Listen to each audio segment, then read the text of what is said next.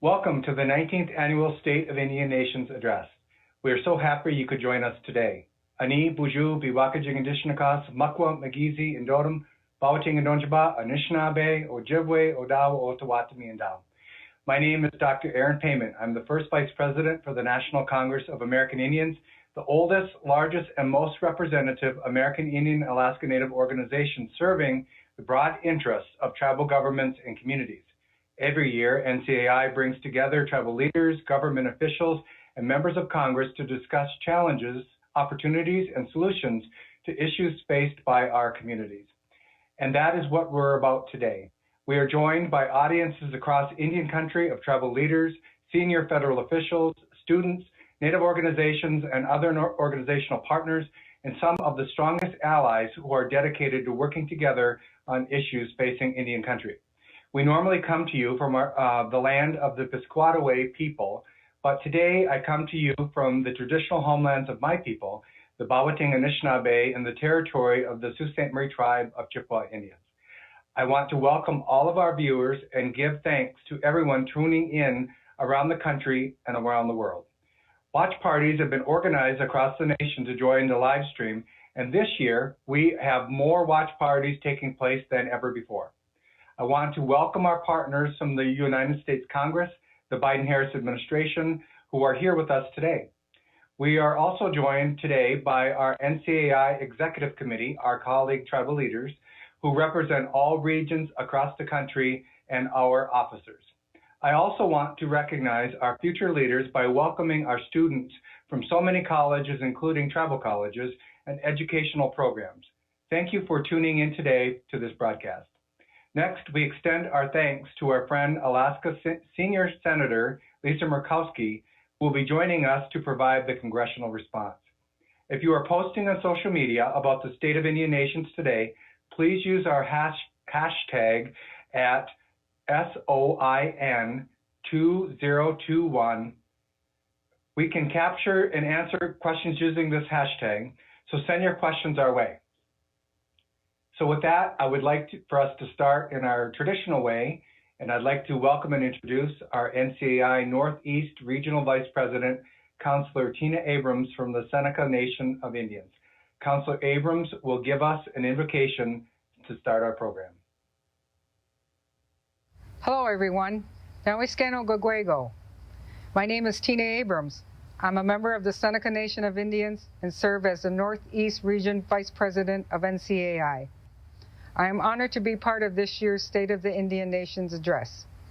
In the tradition of the Seneca people, I want to begin my remarks by giving thanks to the Creator for all that He has given us.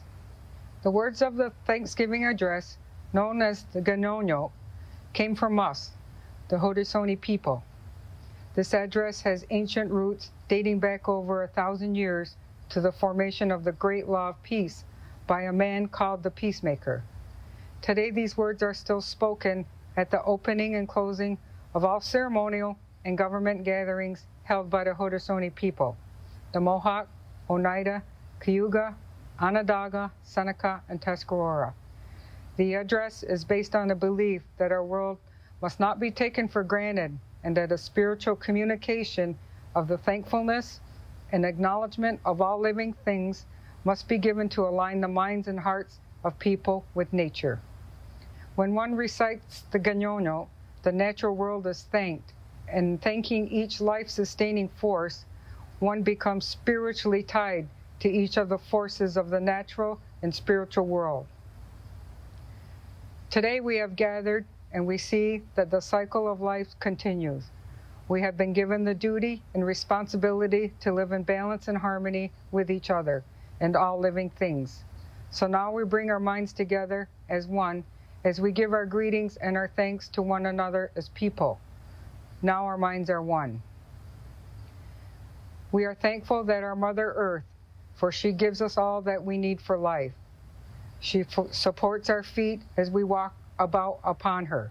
It gives us joy that she continues to care for us as she has from the beginning of time. To our Mother, we send our greetings and our thanks. Now our minds are one. We give thanks to all the waters of the world for quenching our thirst and providing us with strength. Water is life. We know its power in many forms: waterfalls, rain, mists, streams, rivers, and oceans. With one mind, we send our greetings and our thanks to the spirit of the water. Now our minds are one. We turn our minds to all the fish life in the water. They were instructed to cleanse and purify the water. They also give themselves to us as food. We are grateful that we can still find pure water. So we turn to the fish and send our greetings and our thanks. Now our minds are one. Now we turn toward the plants. As far as the eye can see, the plants grow, working many wonders. They sustain many life forms.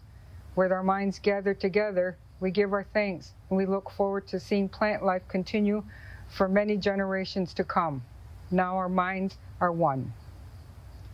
With one mind, we turn to honor and thank all the food plants we harvest from the garden. Since the beginning of time, the grains, vegetables, beans, and berries have helped the people survive.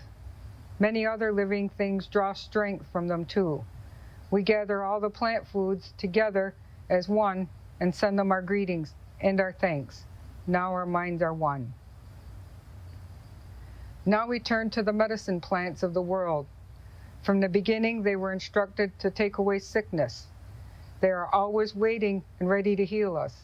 We are happy they are still among us. Those special few who remember how to use these plants for healing.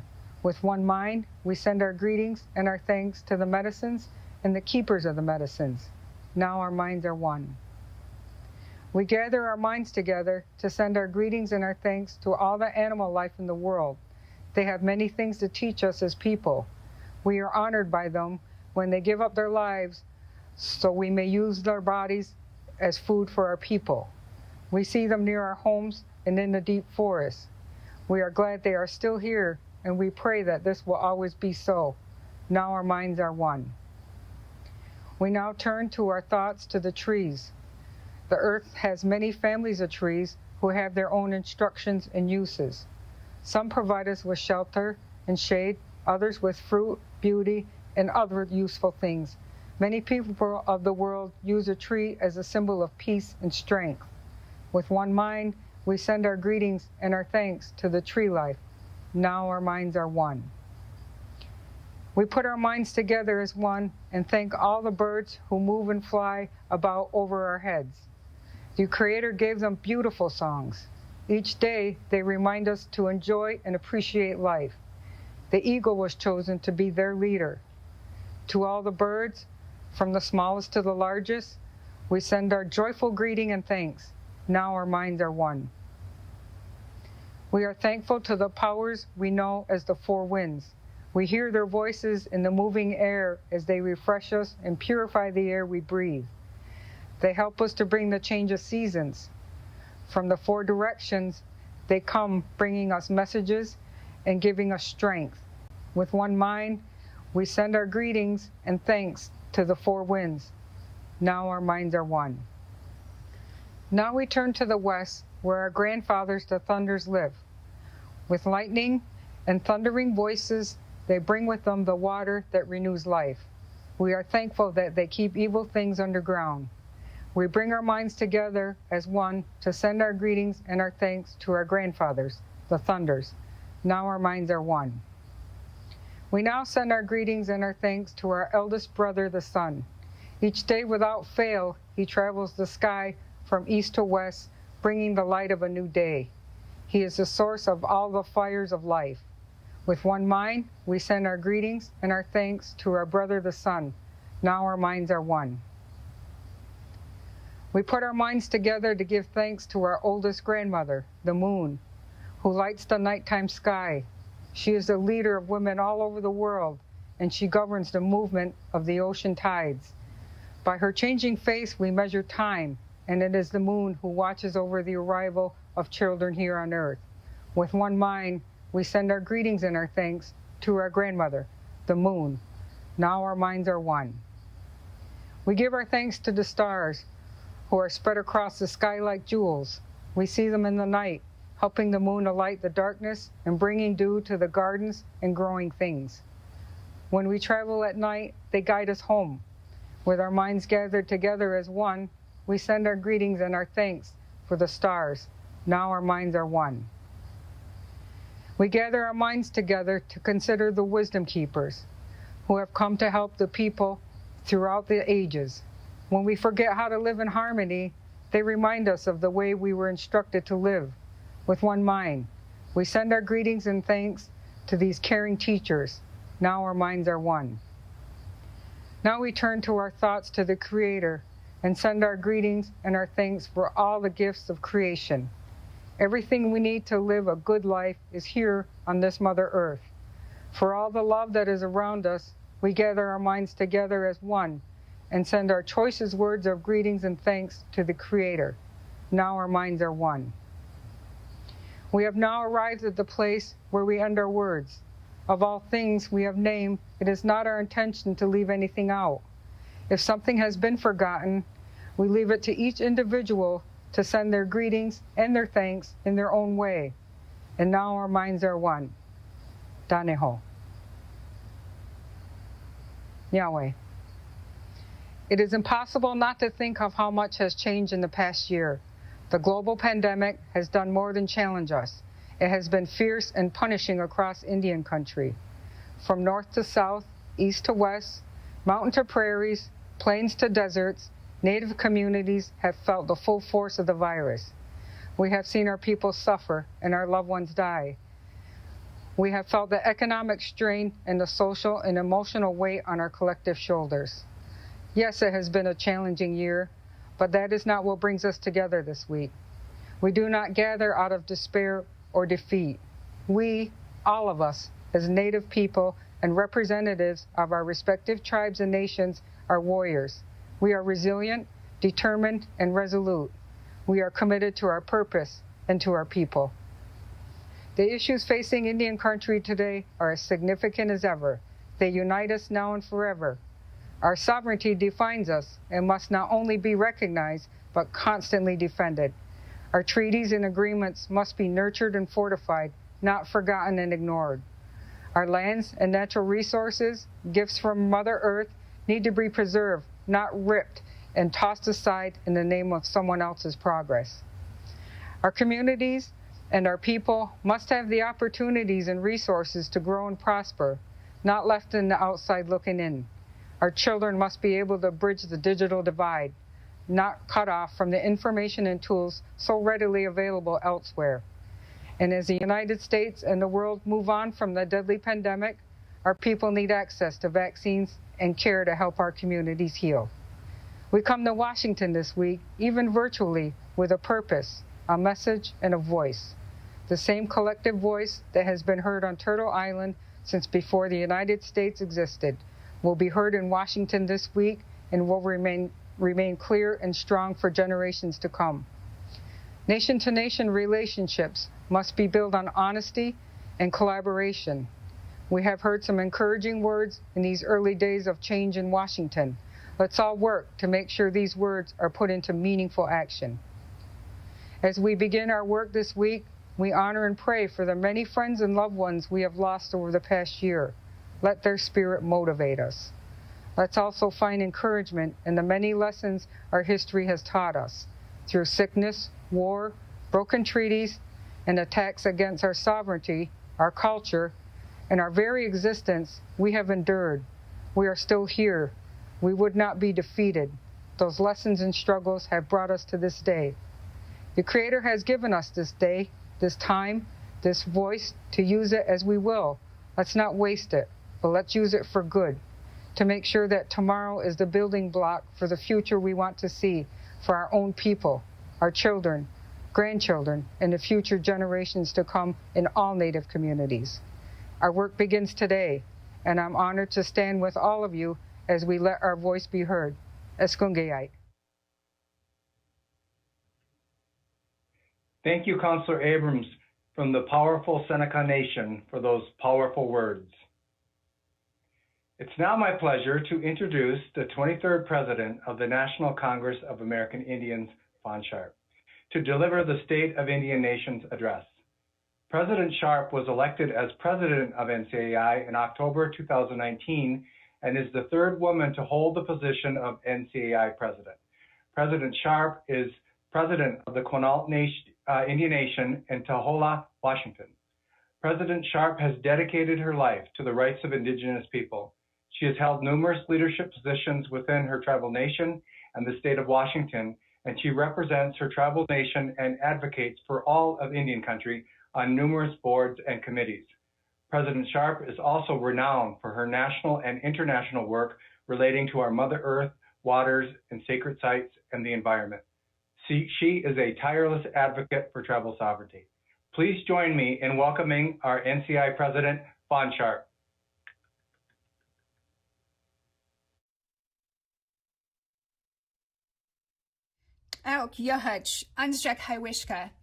Greetings, my name is Fawn Sharp. It is a privilege to stand before you today in humble service to Indian country. I thank the Creator for bringing us together for this historic dialogue between tribal nations and the United States. On behalf of the 574 federally recognized tribal nations, dozens of state recognized tribal nations, and millions of Native people across this land, I welcome those watching across the country and around the world to the 19th Annual State of Indian Nations Address.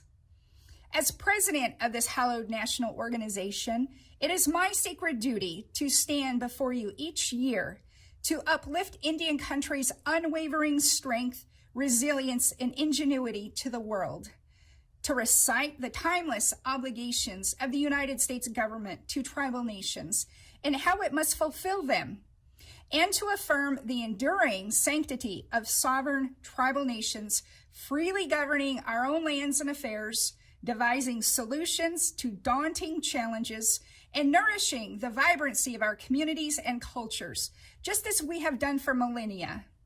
Normally, I would travel to our nation's capital to deliver this annual address before a live audience, but this time is anything but normal. A global pandemic has turned our lives upside down.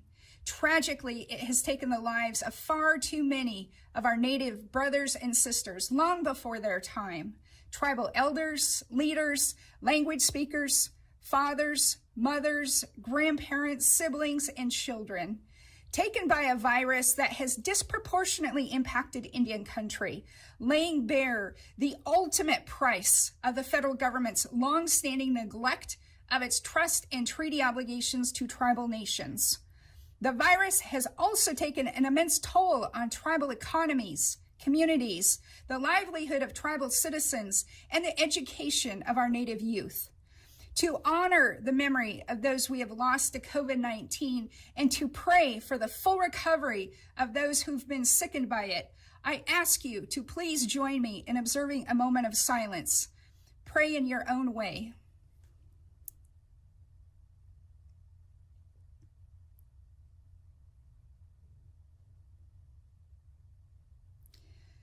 Thank you. Following the emergency regulations that my tribal nation, the Quinault Nation, has put in place to stop this devastating virus from spreading, I share Indian country's message with you today from my people's sacred ancestral homeland along the pristine shores of the Pacific Ocean. We welcome you virtually to the Quinault Indian Nation.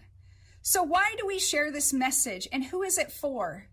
We gather in this way each year to assess and advance the government-to-government relationship between tribal nations and the United States, to share our perspective on the health of that relationship, and to discuss how it can and must be strengthened by working together as full, equal, and abiding partners. To that end, this address speaks to our federal counterparts, those who hold elected office, but also those political and judicial appointees and agency staff whose decisions and work directly impact tribal sovereignty, for better or worse. It also speaks to Indian country, conveying to tribal leaders, citizens, and employees that we hear and we are fighting for your collective needs and aspirations for strong tribal communities and brighter tribal futures. Finally, it addresses our fellow Americans who are looking to tribal nations for guidance and solutions in the face of what President Biden recently described as the cascading crises of our times, from the COVID-19 pandemic to climate change to racial justice. So why is it the National Congress of American Indians delivers this address? 77 years ago, visionary tribal leaders from across Indian country gathered in Denver, Colorado to form NCAI, recognizing that a unified voice, common purpose, and collective action was the only pathway to protecting and enhancing sovereignty and self-governance for all tribal nations for generations to come. As Ben Dwight, chief of the Choctaw Nation of Oklahoma and NCAI co-founder, explained, we must come together to, quote, express ourselves and take such actions as the hearts and minds of the Indian citizenship of the United States demand, end quote. In the 8 decades since, tribal leaders have taken great care to grow NCAI into the premier national organization serving and advancing Indian country's greatest priorities. From stopping termination and relocation in its tracks, to launching the federal policy era of Indian self-determination, to spearheading tribal nations' historic inclusion in the CARES Act funding, NCAI is a lasting testament to the fact that tribal nations have long known how to govern and govern together.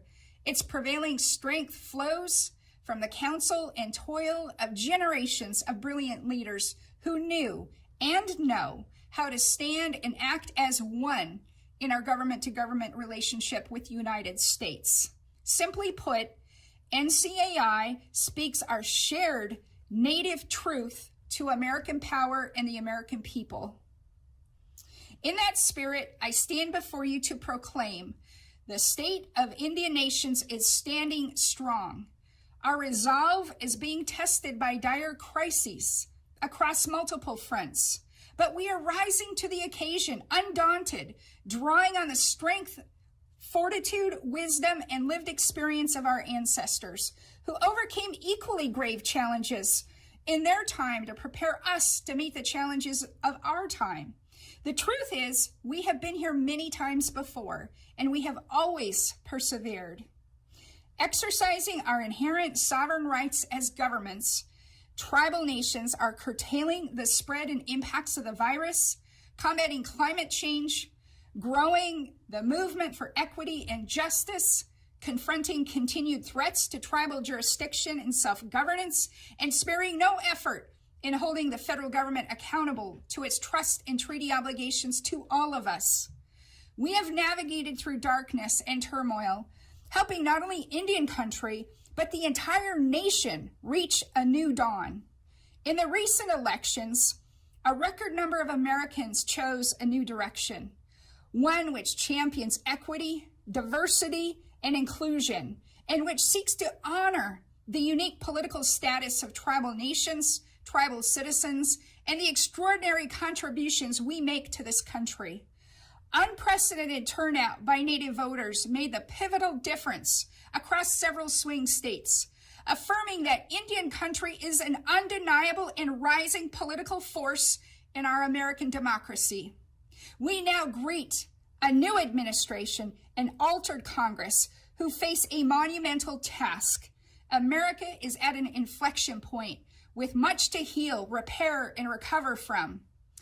If America is to vanquish this pandemic, if America is to neutralize those forces bent on destroying its democratic institutions, if it is truly to commit to forming a more perfect union, if it is to build back better, and if it is to do its part to save our planet for future generations, then it must come to terms with the right of tribal nations to chart their own course and their rightful place in helping this country meet these challenges and chart a vibrant future for all. And it must live on those terms. To do so, it must first acknowledge a fundamental truth, our shared native truth, namely that this nation was built and is sustained through the promises it made to tribal nations in exchange for millions of square miles of tribal land. These promises have no expiration date, requiring the United States to support tribal self-governance, education, healthcare, and other key services forever. The United States must then reconcile with its utter failure to meet its end of this grand bargain with tribal nations, such as the chronic underfunding of its trust and treaty obligations, continued interference with tribal jurisdiction, making decisions that impact tribal lands and communities without first securing tribal consent. And the list sadly goes on and on. The famed poet Maya Angelou once wrote, "History, despite its retching pain, cannot be unlived, but if faced with courage, need not be lived again."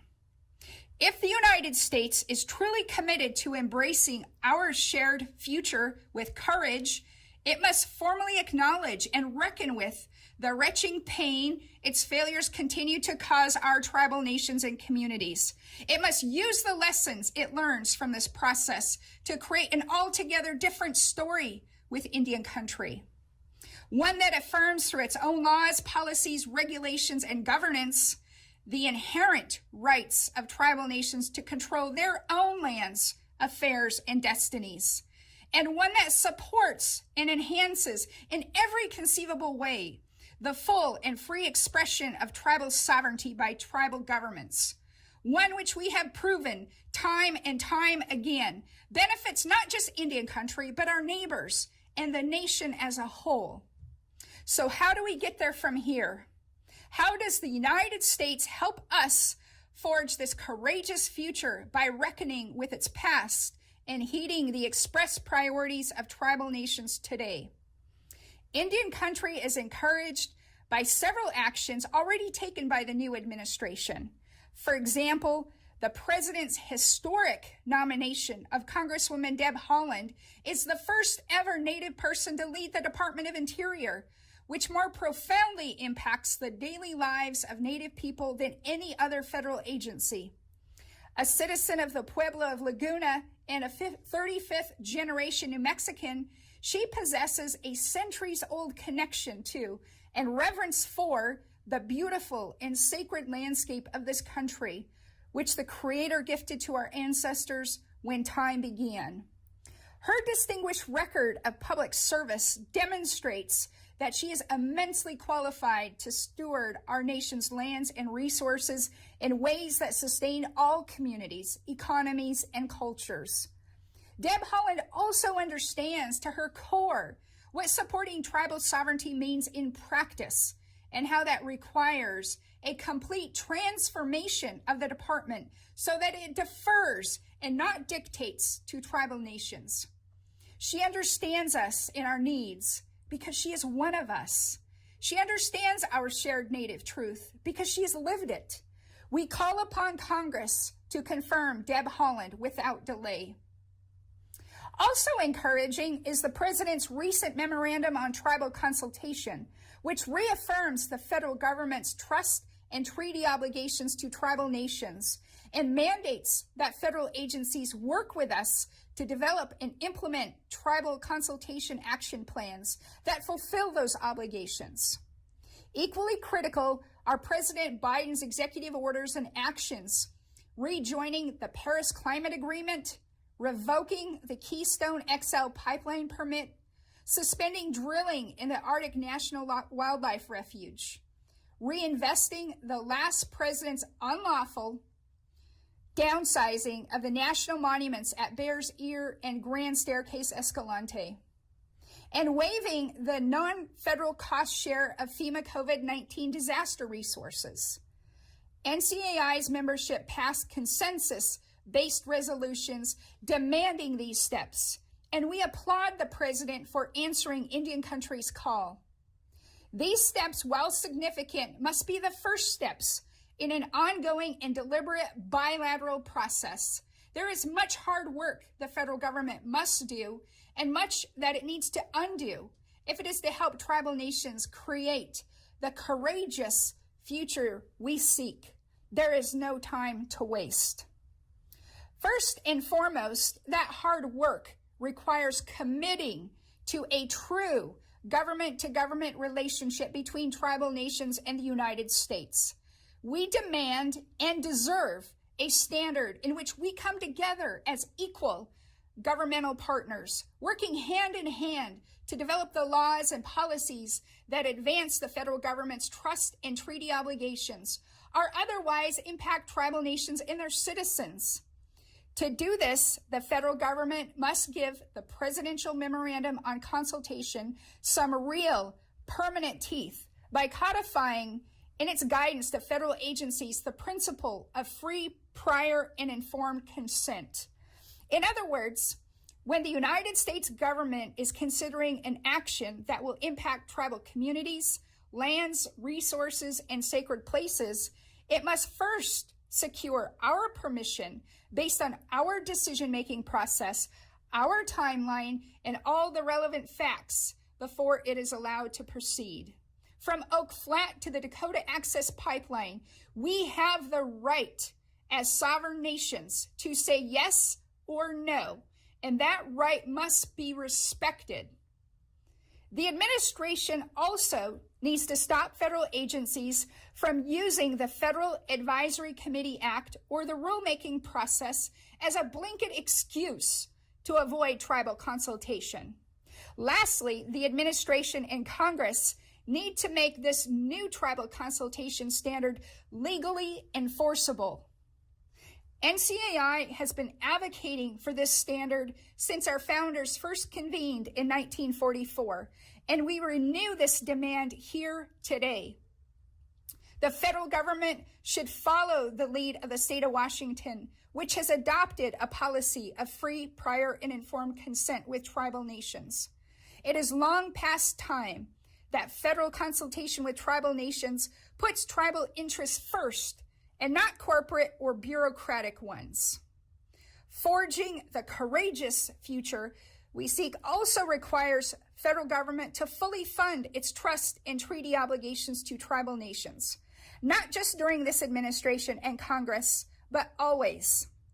As the 2018 Broken Promises Report illustrated, chronic underfunding and poor structuring of federal programs designed to support the well-being of Native people, coupled with the unequal treatment of tribal governments, has predictably led to appalling disparities for tribal communities across the entire socioeconomic spectrum, from health to education, to housing, to public safety, to joblessness and poverty. This is a national disgrace for a country that prides itself on staying true to its word. And it needs to be rectified now, not through significant and sustained funding increases, but making those dollars non-discretionary and distributing them to tribal nations in advance.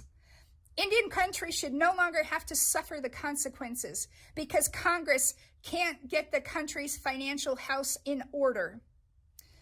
Forging the courageous future we seek also requires a swift and comprehensive approach to COVID-19 relief and recovery. Every single exhausting day, tribal nations are demonstrating we know best how to care for our own people. From vaccinating our native language speakers and elders first, to providing nourishment to food insecure native families who have lost jobs and income, to erecting checkpoints at reservation boundaries and providing non-congregate sheltering to stem the virus's spread. We are fighting an unrelenting battle against this horrible virus, but we need the federal government to do its part so we can protect our people, provide ongoing relief to affected tribal citizens, and implement self-determined strategies that help our tribal governments, economies, and communities recover. Notable among our many COVID-19 based requests, NCAI and our partners are seeking $20 billion in additional direct federal relief for tribal governments, as well as maximum flexibility in spending rules and timeframes for how and when we can use new and existing funds. We also need much greater say and transparency in the formulas for funding distribution. Tribal nations should also be able to obtain COVID-19 vaccine supply from both the Indian Health Service and the states, not one or the other. We need a single federal office and point of contact to provide vaccine technical assistance.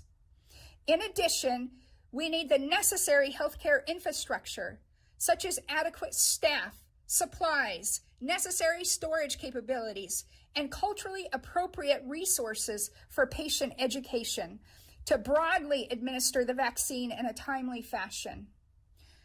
Tribal nations also need capacity building funds, a voice at the table, and timely access to emergency management resources from FEMA when our people need them the most.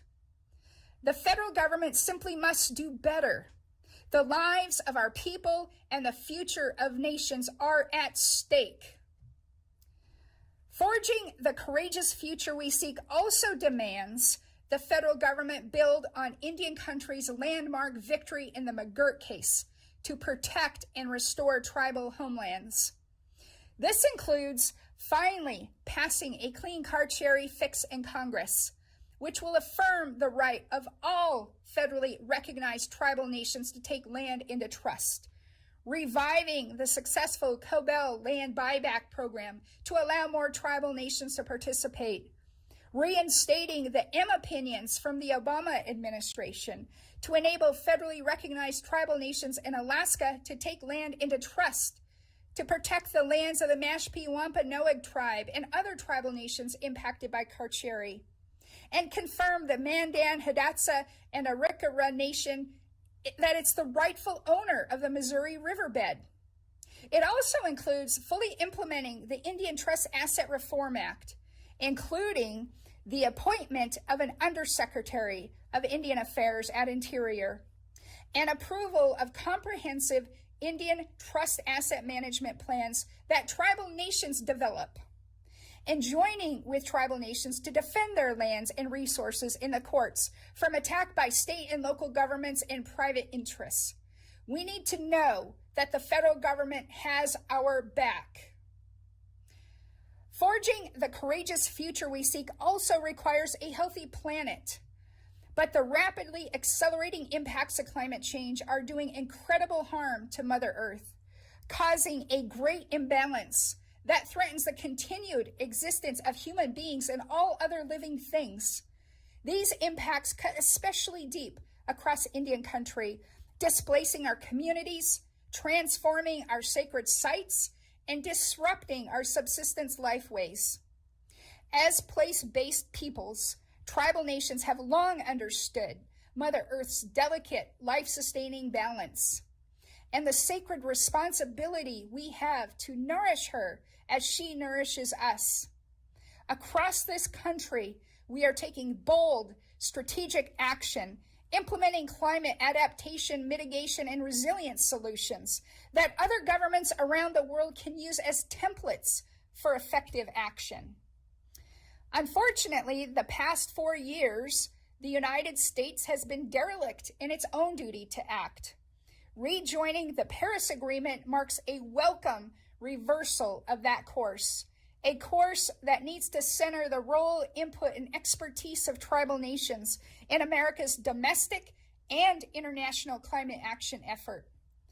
This must include the participation of tribal nations and leaders in international and interstate climate-related negotiations and advisory councils, tribal nations' inclusion in congressional and executive branch climate planning and interagency working groups, equity in funding for climate action by including tribal governments when federal assistance is provided to state and local governments, increased multi-year and standalone funding for tribal climate action programs and initiatives, and a significant investment by the United States to support displaced tribal communities and repair tribal places damaged by climate change and environmental degradation. Finally, forging the courageous future tribal nations seek requires a genuine commitment to justice and equity. America's greatest strength is its diversity. Yet Native people still confront structural racism and discrimination in all aspects of their daily lives, from the classroom to the ball field to the ballot box. Creating a truly just and equitable society starts with education. All Americans need to be taught from a young age who tribal nations and peoples are today, how we have persevered in the faces of policies designed to extinguish or assimilate us, and why they have a civic responsibility as Americans to respect and uphold the inherent sovereign right of tribal nations to live as our Creator intended. To that end, we call on the federal government, state and local government, school boards, and other key stakeholders to create, fund, and implement a comprehensive curriculum about tribal nations, tribal sovereignty, and the rich histories and contemporary lives of Native people.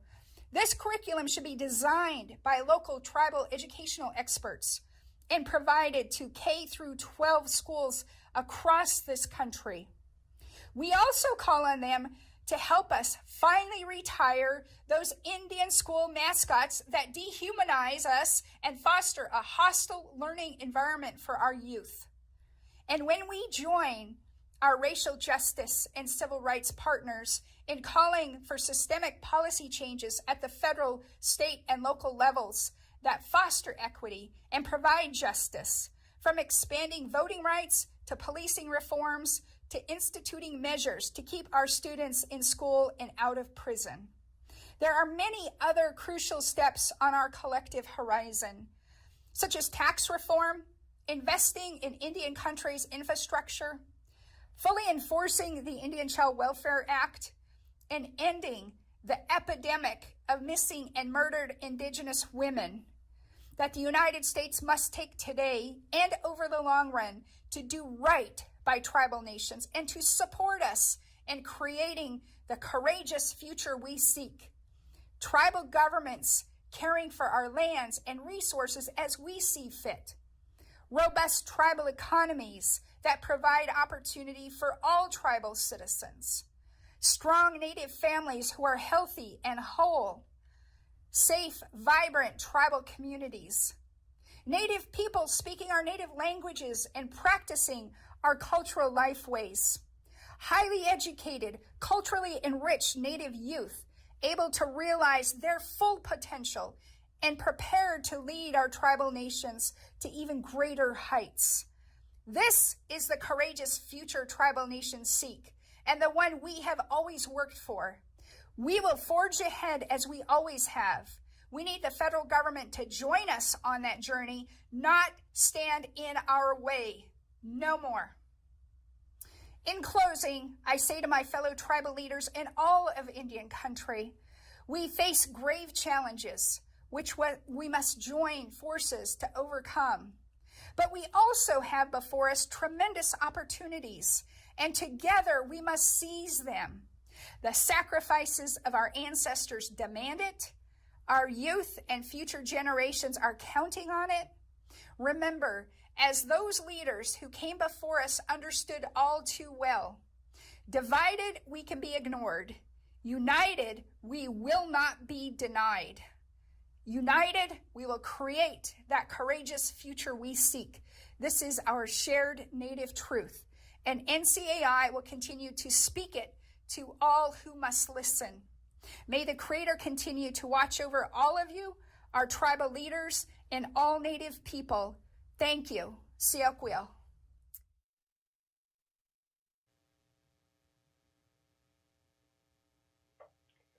Wow, wow, wow. I am mobilized.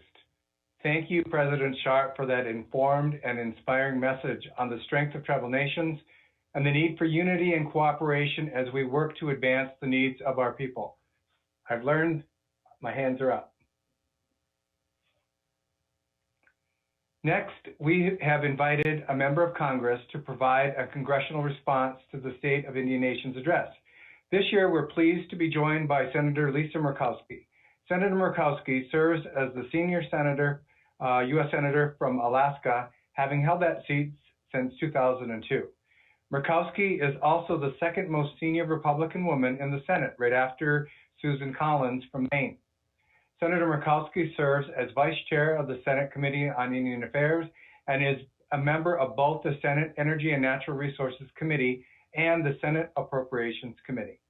During her tenure, Senator Murkowski has earned a reputation for her ability to work collaboratively across the aisle to reach common sense solutions. Please join me in welcoming Senator Lisa Murkowski. Thank you, President Sharp, for the invitation to provide this response to the State of Indians Nations Address. Anshawaki Yuhatdosak. My adopted Tlingit name is Anshawaki. I was humbled when Selena Everson from the Deshitan from Angoon, Alaska, invited me to be adopted into the Deshitan clan and honored me with the name Anshawaki. It is a precious gift, one that I treasure, which means Lady of the Land. I want to start by acknowledging the ancestral lands of the Anacostans and the nearby Piscataway and the Pamunkey peoples, where I am speaking to you from in Washington, D.C. It is an honor to be with you all today, even if virtually, and to provide the Congressional Response to the annual State of Indian Nations Address. This speech is an important event for sharing the story of Indian country. Now, this happens to be my third response to the State of Indian Nations. In fact, I was grateful to be able to provide the very first such congressional response back in 2008 with President Joe Garcia of Oke Awangay. Then, 10 years ago, in 2011, I was able to respond to President Jefferson Keel. I find it valuable and telling that working on tribal policy matters tends to be a bipartisan or nonpartisan effort. Even comparing this speech to the State of the Union Address, you can see the difference, where one half of Congress rises in applause and the other half stays sitting, depending on their party affiliation. But with tribal issues, it's a relief when we are not Republicans or Democrats or from one part of the country or another, but united to work together. We know that we don't always get there on every issue, we don't always agree, but it is always worth the effort. While we have many daunting challenges facing us all, from the pandemic, infrastructure needs, water, sanitation, and protecting Native women and children, it's also important that we note our progress. Just last year, 2 bipartisan bills, Savannah's Act and Not Invisible, were signed into law. And these measures were developed in direct response to listening to your stories and your lived experiences. Former Senator Heitkamp initially led this effort, and I was honored to pick up where she left off, along with Senator Cortez Masto. The stories that I've heard in Alaska are similar to the ones I've heard affecting so many Native families across Indian country. As we were working on this legislation, 52-year-old Veronica Abachuk, who was originally from the village of St. Michael's in Alaska, was reported missing. She was found dead months later. The same man accused of killing Veronica is also charged in the torture and murder of 30-year-old Kathleen Jo Henry. She was originally from the village of Eek. And what is just as shocking is that the Abachuk family had already experienced the loss of one of their sisters, Martha Toms, who was killed in 2005 and whose case is still unsolved. Unfortunately, too many missing or murdered Indigenous women have never received justice or resolution. I agree with what tribal leaders have said, that the MMIW crisis spans multiple policy domains, jurisdictions, and regions, and so the response must be multi-pronged. We also know that these issues affect Native men as well. While Savannah's Act and Not Invisible are necessary starts to address the issue, there are also larger and systemic changes to pursue. We should empower tribes to address risk factors to prevent victimization in the first place, such as multi-generational trauma, social and economic marginalization, and disconnection from community and culture. Tribal sovereignty and control are major pieces of the solution. I know Indian self-determination and self-governance works. It's a key piece to addressing multiple crises, from public safety to MMIW to healthcare. The Alaska Tribal Health System is an extraordinary example of this success. And one recent illustration is how Alaska has led the nation in per capita vaccination rates. And the reason why is a combination of the IHS allocations and the flexibility of our tribal health organizations to determine the eligibility for their communities. But most importantly, it's learning the lessons of the previous pandemics and working extremely hard to vaccinate all those in the communities. In the Northwest Arctic area of Alaska, for example, medical teams from Manilik have been traveling through sub-zero temperatures with very little daylight to deliver the vaccine throughout the surrounding 12 villages. And remember, there are no roads that connect in this region, and no roads to the villages either. Although once the Kotzebue Sound and Kobuk River freeze, a road is plowed on the ice to connect some of the villages. Now, Manilik is the regional nonprofit for these 12 federally recognized tribes. These medical teams are flying out on small bush planes. They're getting picked up by snow machines, and then they're pulled by sled to the homes of the elders where the shots are put in the arms. Across Indian country, tribes are achieving similar successes when the federal trust responsibility is met and the federal government supports tribal sovereignty. Meanwhile, I know in Indian country, there's many obstacles that we face, and collectively, our nation, our many people, and Indian nations in particular have experienced tumultuous times over this past year. About 2 weeks ago, I was in touch with the tribal chief and tribal administrator of a small village in southwest Alaska by the name of Tuluksak. I had learned that their washateria and their water treatment facility had burned to the ground. And this was the community's only source of clean running water. 1/3 of that small community has contracted COVID so far. So this is a situation like many others where federal agencies, tribes, and state agencies have to work together to address a crisis like this. But it shines a major spotlight on the difficulty of telling your children to wash your hands, which we all know is the best defense against transmission of any disease. But when you can't do it, how do you prevent it? I know that there are dire infrastructure needs, water and sewer in particular, across Indian country. We have to work together to address this. I'm looking forward to serving as vice chairman of the Senate Indian Affairs Committee, this Congress, working alongside my friend Senator Schatz as chairman. Know that I am committed to working in a bipartisan manner in the Indian Affairs Committee to address the needs that tribal leaders share with us. So with that, we have about 20 native languages in Alaska, so I can't say thank you in all of them, but I will end with just a few. Kuyana, Gunushchish, Hawabase. Be well. Thank you, Senator Murkowski, again for your comments today and leadership that supports Indian country. At this time, we welcome your questions from the audience.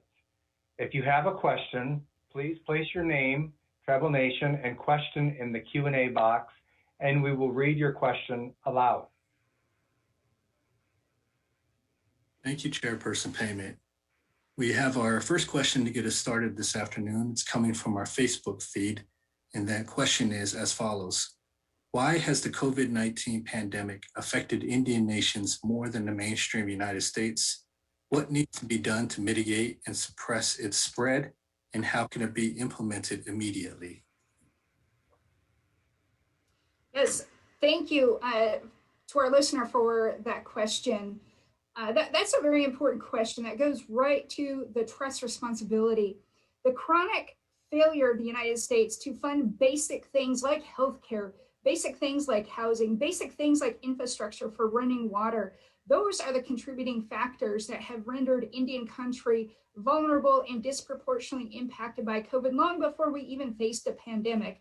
And what can we do to stop this spread? We need to continue to support elected officials in seeking new and emerging and best science, as well as recognizing that we stand on a history, multi-generation knowledge and wisdom that goes to traditional foods, traditional knowledge, traditional medicines. When we can look to the future for new and emerging science and stand on a foundation that our ancestors have, that's what we need to do as sovereign tribal nations to ready our citizens for this pandemic.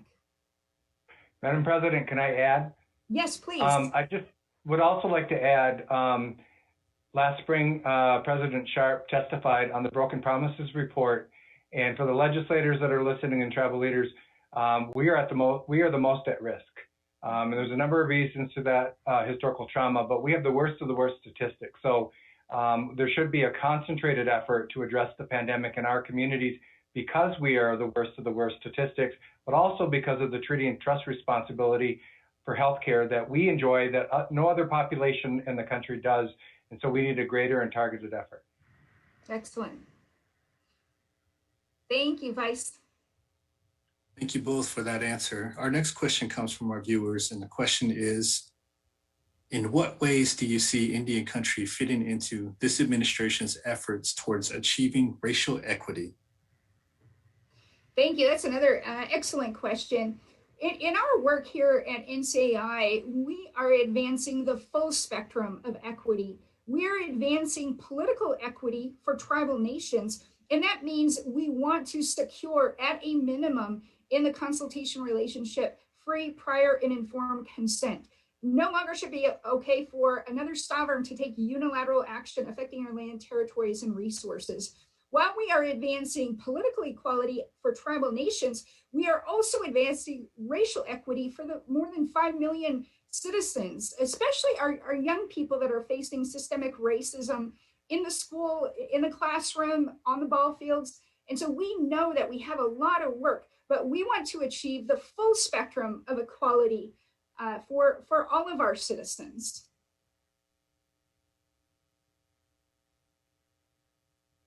That answer, President Sharp. Our next question comes from our viewers as well, and this one is, you mentioned the chronic underfunding of tribal programs. Do you expect that tribal funding will increase with the new administration?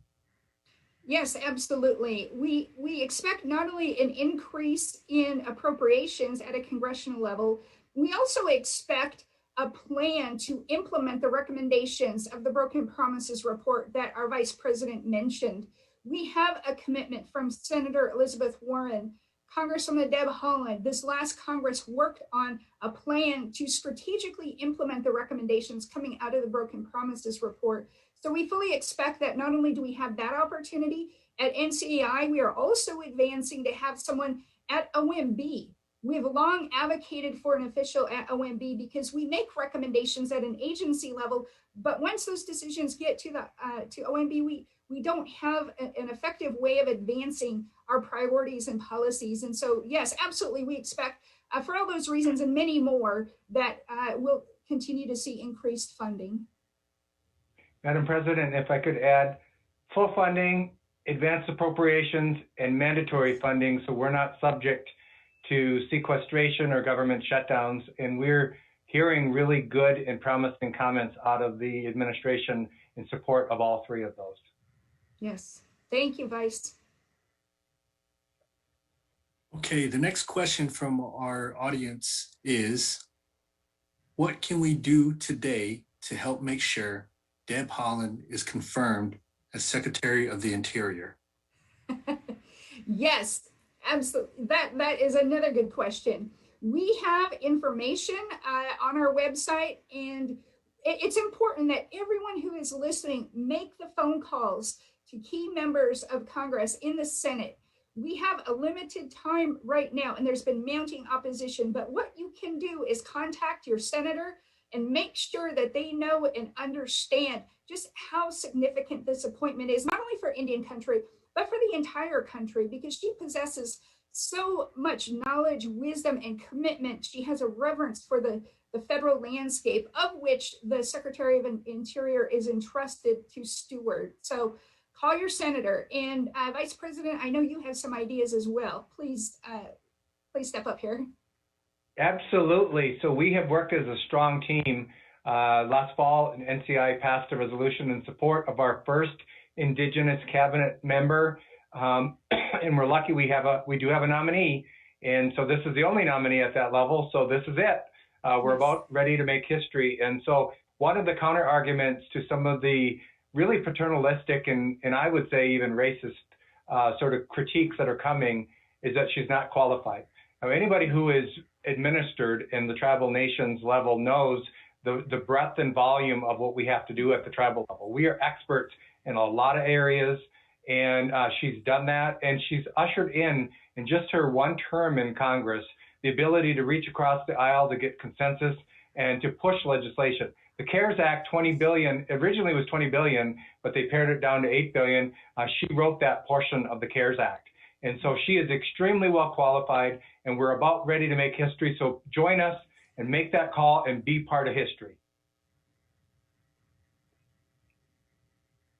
Great, thank you for those responses. Our next question is, what opportunities do you see on the horizon with respect to addressing climate change? Yes. Oh my goodness. The opportunities that we have, that this generation has, are phenomenal. First of all, I am happy that the United States made the very wise decision to rejoin the Paris Accord this last Friday. And that means that the US is committed to once again step up to be a global leader in the fight against climate change. We also know here within every tribal nation that we are confronted. We are also disproportionately impacted not only by COVID, but by climate change. I currently, as president of the Quinault Nation, am under 3 national states of emergency. Not only to COVID, but we had an ocean breach into our lower village. I had to evacuate citizens. And now the only road accessing into our main headquarters is vulnerable to a landslide. So we know firsthand.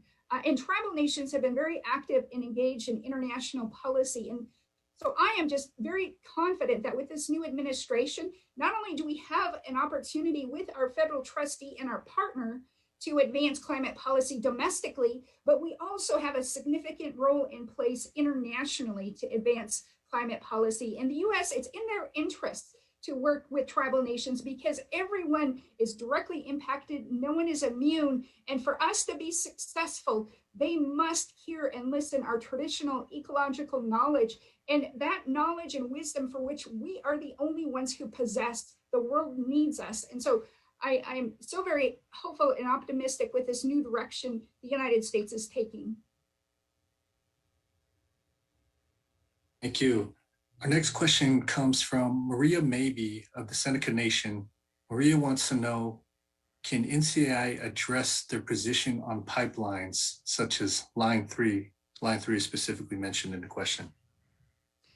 Yes, absolutely. And in answering that question, I want to acknowledge and recognize that NCAI stands in support of each and every sovereign tribal nation to make decisions within their own lands, territories, and borders that relate to those type of decisions. There is some controversy about those type of decisions, but we stand in full support of tribal sovereignty, where tribes want to ensure that there is no vulnerability. We know that the impacts of climate change and the macro environmental challenges we are facing, some we cannot handle. We cannot bring back a melting glacier. We cannot take out the acid out of the ocean. So those very few public policy decisions we must take, we must be conservative and not render our planet even more vulnerable. We also acknowledge and recognize that for some tribal nations, the ability to engage in extractive resources may be their only source of revenue. And that's the tension within Indian country, but we respect tribal sovereignty in all fronts. And so, yes, to that question, we must do all we can to protect the sacred life, because not only have we faced genocide, right now, every living thing is facing environmental genocide. So we are coming out of an era and we have a voice on those. And so I really appreciate that question, and say hello to our Seneca family, please. Yes. Can I add real quickly? In Michigan, the 12 tribes in Michigan, the 5 treaty tribes in the Straits of Mackinac area have all called for the shutdown of Line 5. It's an Enbridge oil pipeline, and the state has been derelict in their duty, cross governors, and we're calling for the immediate shutdown of Line 5. The threat is too dangerous to eliminate a centuries-old practice of fishing for whitefish. In one generation, that could be lost forever. So shut down Line 5. Thank you. We have a question from Chairman Ron Allen, the Jamestown S'Klallam Tribe.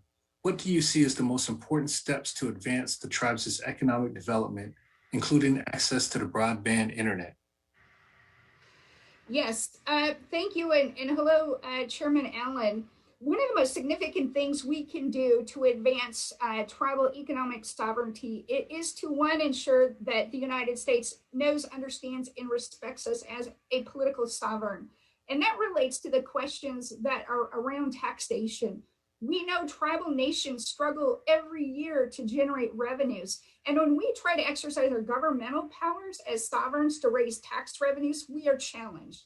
We are challenged all across Indian country. We also, in the absence of an ability to exercise the full spectrum of sovereignty in the area of taxation, build and try to develop commercial enterprises to raise profits, to backfill and subsidize not only the failure of the federal government to live up to its trust responsibility, but our own ability as sovereign nations to raise governmental revenues through systems of taxation.